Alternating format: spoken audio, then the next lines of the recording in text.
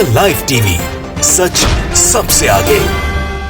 Bharatiya Janata party की प्रवक्ता नुपुर शर्मा को बेशक भाजपा ने पार्टी से बर्खास्त करके पल्ला झाड़ लिया हो, लेकिन नुपुर शर्मा ने पैगंबर मोहम्मद साहब को लेकर जो हरकत की दोस्तों, उसे देखते हुए मुस्लिम देश ही नहीं बल्कि दुनिया भर में इस वक्त विवाद जो है थमने का नाम नहीं ले रहा है।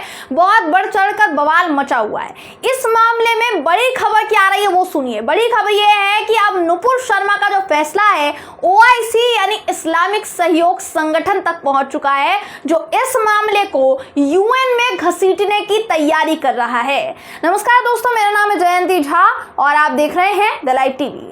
नुपुर शर्मा को भाजपा ने कुछ सालों के लिए पार्टी से बाहर का रास्ता दिखा दिया है, जिस लिस्ट में नवीन जिंदल का नाम भी शामिल हो गया क्योंकि दोनों ने ही विवादित टिप्पणी की थी।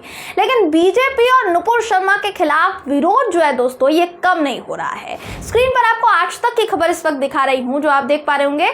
इस खबर के मुताबिक OIC यानी 57 मुस्लिम देशों की सदस्यता वाला इस्लामिक सहयोग संगठन, नुपुर शर्मा के बयान के बाद न सिर्फ नुपुर शर्मा बल्कि बीजेपी पर भी ये संगठन जो है टूट पड़ा है, इसका ज्वालामुखी फट चुका है। मुस्लिम देशों की सदस्यता वाले संगठन OIC ने भारत को घेरा है, जिन्होंने न सिर्फ नुपुर शर्मा का मामला उठाया है दोस्तों कि उन्होंने विवादित टिप्पणी की थी, बल्कि भारत में मुसलमानों को निशाना बनाए जाने के खिलाफ भी सख्त कदम उठाने की मांग की है। जो अभी तक मुसलमानों के साथ होता आ रहा है वो मामला उठाया गया है। OIC ने नुपुर शर्मा के पैगंबर मोहम्मद साहब पर विवादित बयान को लेकर संयुक्त राष्ट्र और मानवाधिकार संगठनों से नुपुर शर्मा के खिलाफ सख्त कार्यवाही करने की मांग की है, जिससे बिल्कुल साफ होता दिख रहा है दोस्तों कि अब जो नुपुर शर्मा का ये जो मामला है, ये जो केस है, ये सिर्फ देश तक ना रहकर अब अंतर्राष्ट्रीय अदालत में इसका फैसला होगा, इंटरनेशनल कोर्ट इसका फैसला करेगा। वहीं ट्विटर पर इस वक्त OIC के ट्वीट्स को लेकर ताबड़तोड़ चर्चा हो रही है। चर्चाओं का बाजार बहुत गर्म है क्योंकि OIC ने नुपुर शर्मा को सजा देने के मामले में सिर्फ एक ट्वीट नहीं किया बल्कि एक के बाद एक ट्वीट्स किए, धड़ाधड़ ट्वीट्स किए, कतार लगा दी, जिसमें इस मामले से जुड़े सारे पहलुओं को सामने रखा गया है।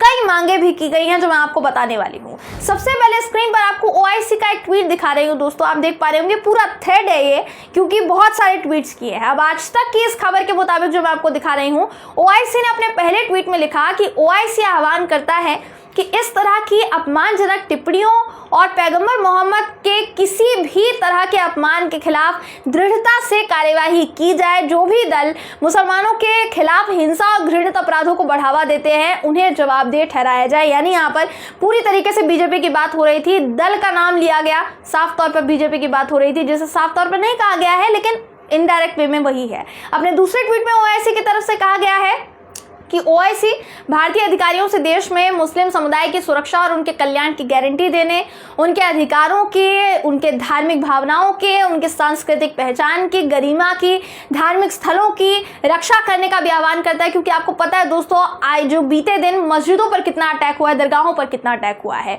OIC ने आगे लिखा कि OIC अंतर्राष्ट्रीय समुदाय, विशेष रूप से संयुक्त राष्ट्र यानी UN और मानवाधिकार परिषद से मुसलमानों को टारगेट करने के मामलों को संबोधित करने के लिए आवश्यक कदम उठाने का आह्वान करता है। तो मामला जो है OIC इस मामले को संयुक्त राष्ट्र यानी UN तक लेकर जा चुका है, जा पहुंचा है। OIC ने संयुक्त राष्ट्र से इस मामले में सख्त कदम लेने की मांग की, उठाने की मांग की है।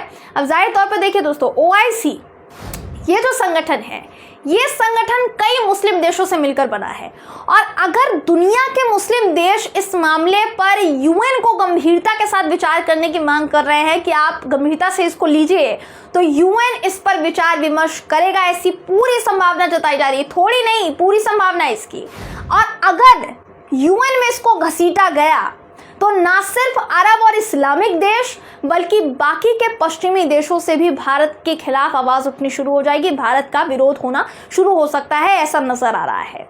OIC के बारे में अगर आप बात करें तो OIC की, तो ये दोस्तों पहली बार नहीं है जब इस्लामिक देशों से बने इस संगठन ने भारत के मुसलमानों से जुड़े किसी पहले मुद्दे पर आवाज उठाई हो। इससे पहले भी कई ऐसे मुद्दे हुए जहां OIC ने आवाज उठाई है।